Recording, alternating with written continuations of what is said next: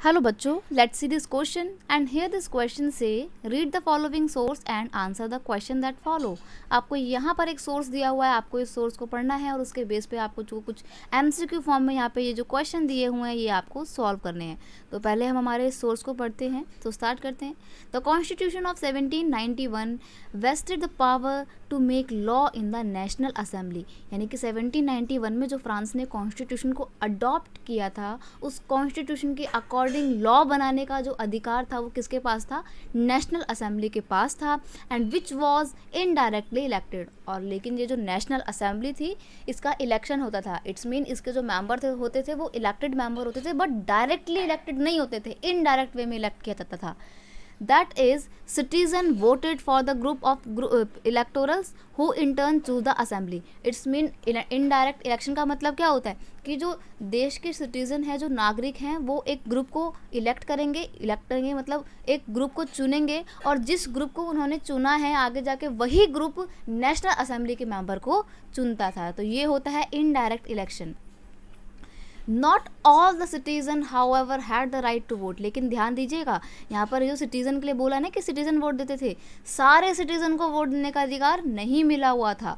Only man above 25 years of age, यानी कि वो पुरुष जो 25 ईयर से अधिक उम्र के थे, and who paid taxes equal to at least 3 days of labours wages, और जो भी वो काम करते थे, जो भी वो मजदूरी करते थे, उसकी 3 दिन की मजदूरी वो जो टैक्स के रूप में पे करेंगे। 25 ईयर्स से अधिक उम्र के सारे बॉयज़ वो ही क्या कर सकते थे? वोटिंग राइट उनको मिले हुए थे, वो ही वोट दे सकते थे। And they were given the status of active citizen. It's mean जो लोग वोट देते थे बच्चे, उनको एक्टिव सिटीजन बोला जाता था। That is they were entitled to vote, और उनको वोट देने का अधिकार मिला हुआ था क्योंकि वो एक्टिव सिटीजन थे। The remaining man and all women were classed as the passive citizen, और जो बाकी के मैन और वुमेन थे जो वोट नहीं देते थे, या वो बॉयज़ जो 25 ईयर से कम उम्र के थे और महिलाएं तो कोई भी हो, वो लोग क्या कहलाते थे? पैसिव सिटीजन कहलाते थे, क्योंकि they don't have right to vote.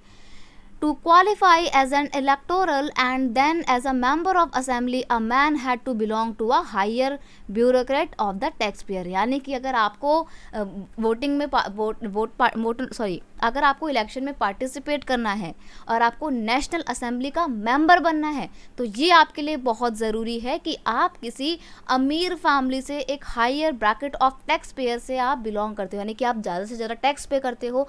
और ज़्यादा से ज़्यादा टैक्स आप तब पे करोगे जब आपकी इनकम ज़्यादा होगी। इनकम ज़्यादा होने का मतलब है कि आप अमीर हो गए। तो सिंपल सी बात है, सारे नेशनल असेंबली में अमीर लोग ही शामिल किए गए थे।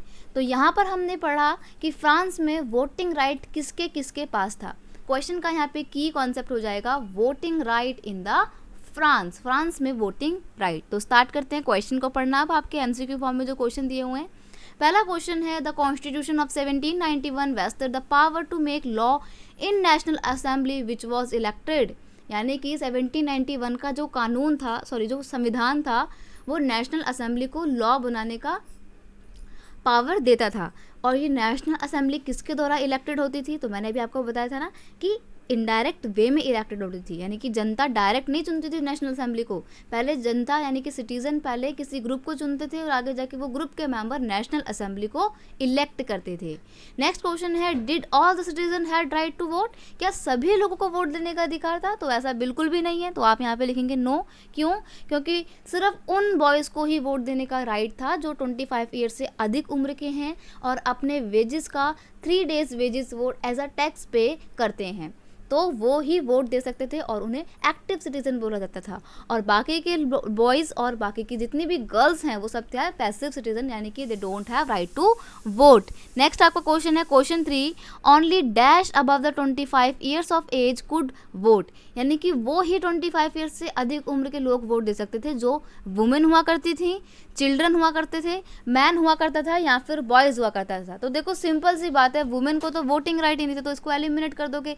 चिल्ड्रन कैसे? 25 साल का कोई भी बच्चा चिल्ड्रन नहीं होता है, ठीक है? आप तो अपने आप को बच्चा नहीं समझते हो। अब यहाँ पे तो फिर भी 25 ईयर के बच्चे की बात हो रही है, बच्चा भी नहीं है वो, 25 ईयर का कोई एक इंसान होता है, बड़ा वो भी।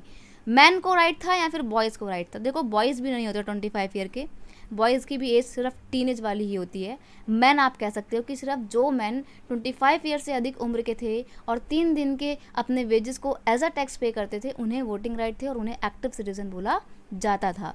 नेक्स्ट क्वेश्चन है आपका, the man who paid taxes equal to at least 3 days of labour wages were given the status of, यानी कि वो लोग जो वोट करते थे और जो लोग अपनी टोटल इनकम का 3 डेज़ का वेजेस या 3 दिन की मजदूरी टैक्स के तौर पे किया करते थे, उन्हें क्या स्टेटस मिला हुआ था? तो उन्हें मिला हुआ था एक्टिव सिटीजन का स्टेटस, बिकॉज क्योंकि उनके पास वोट का अधिकार था, यानी कि वो वोटिंग राइट उनको मिले हुए थे।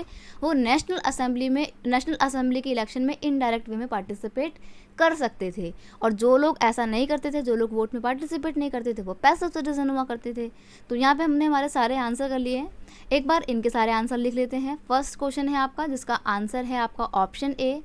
सेकंड जो आपका क्वेश्चन है उसका आंसर है ऑप्शन बी, और जो थर्ड आपका क्वेश्चन है उसका आंसर है ऑप्शन सी, और जो आपका फोर्थ क्वेश्चन है उसका आंसर है आपका ऑप्शन बी। इस तरीके से आपको आपके सारे आंसर मिल गए। I hope you understand it well. Best of luck.